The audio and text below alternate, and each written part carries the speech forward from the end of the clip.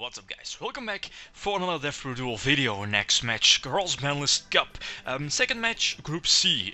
Previous match we saw that Satellanites won against Stein OTK and took the 9 points and the lead here in the group. Next match, Airblade Turbo Stratos Turbo from 2007 is paired up against Monarchs, Formula Monarchs from back in 2011.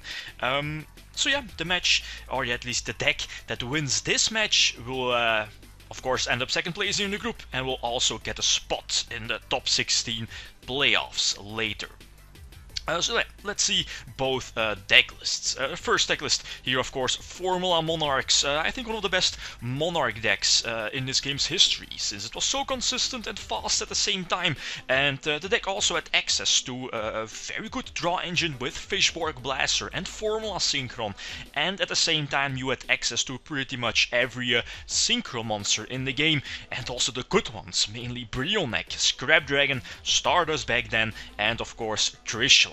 And then, yeah, the second deck list, Airblade Turbo. The deck was relevant for one weekend. The Shonen Jump, the player who had access to Stratos, which was a magazine promo, if I'm not mistaken, the Shonen Jump magazine promo. Everyone who had access to 3 Stratos main deck, or at least who played 3 in their main deck, ended up top 16 in that particular Shonen Jump. So which deck has the advantage? Yeah, Monarchs do play triple Veiler and triple Battle Fader and Course, so they have the advantage that they can stop a possible push, a possible OTK, and yeah, that's something that Airblade Turbo is heavily based on, like OTKing your opponent with Dimension Fusion, reasoning into all of those monsters. So it seems that the Monarchs has the advantage. Yeah, let's hop into the first game.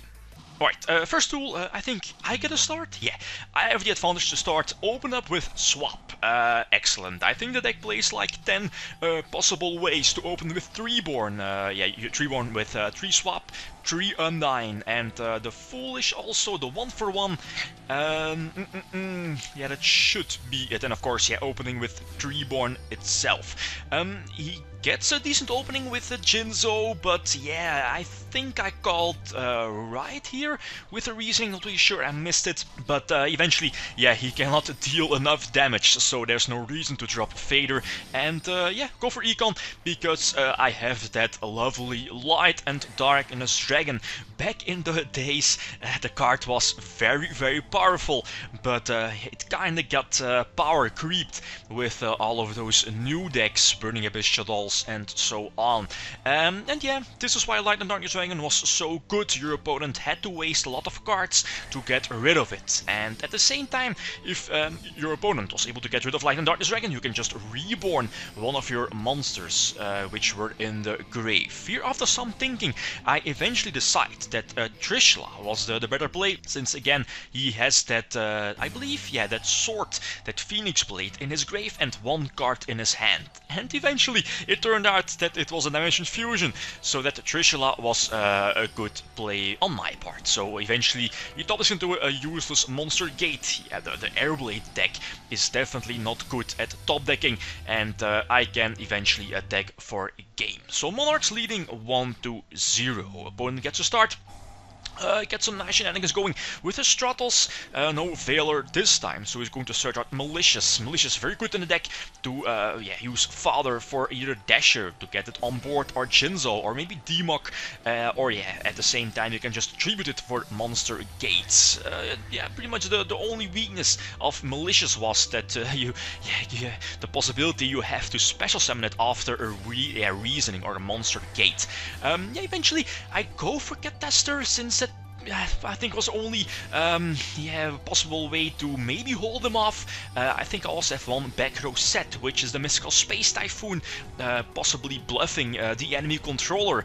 And yeah, I also opened with no Fader, so that's, yeah, something that yeah, possibly could bite me in the ass here, since of course, yeah, if the Airblade Turbo has a chance to OTK, they can go for it. Sure, I can MST the Premature Burial here to prevent the Jinzo from doing damage, but yeah, the 3100 Dasher and the Demok sealed the deal. He was very lucky here with the Demok, since eventually the Demok got him the game, if I'm not mistaken. I get to start. Look at my opening hand. Again, no tributes, but that's what's so good about yeah, the Formula Monarch version. I mean, you had a draw engine, you had GlitchxCity Undyne to immediately mill Fishborg to the grave to set up that draw engine and eventually play on your synchros if you don't have any tributes. So the deck has a lot of combos, a lot of possible plays that you can do. You're not, your only play is not a tribute sum.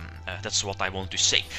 Here I know his deck, the Airblade Turbo deck, doesn't play a lot of back row, so I can freely go for Trishula. I can banish the back row, banish the Destiny draw that's in the grave, the one he revealed with a Diamond Tooth, so no free draws for him, and banish one card in his hand. So I was like, okay, I'm in a very good position. Normally I can't lose this one, right? With Gorse, with Battle Fader in hand, Battle Stoppers, but he gets a huge Dimension Fusion off. Immediately 2 searches with both Stratos. That's the reason why Stratos immediately got limited, right?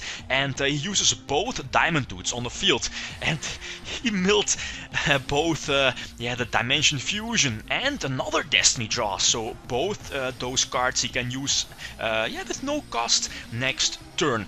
And here I think, yeah, he doesn't have a lot of outs for Colossal Fighter, if not mistaken, since he already burned 2 Lightning Vortex in the grave. So his only out, I think, is to reveal the Demok, to get back a Lightning Vortex, or to rip the 3rd Lightning Vortex from the deck.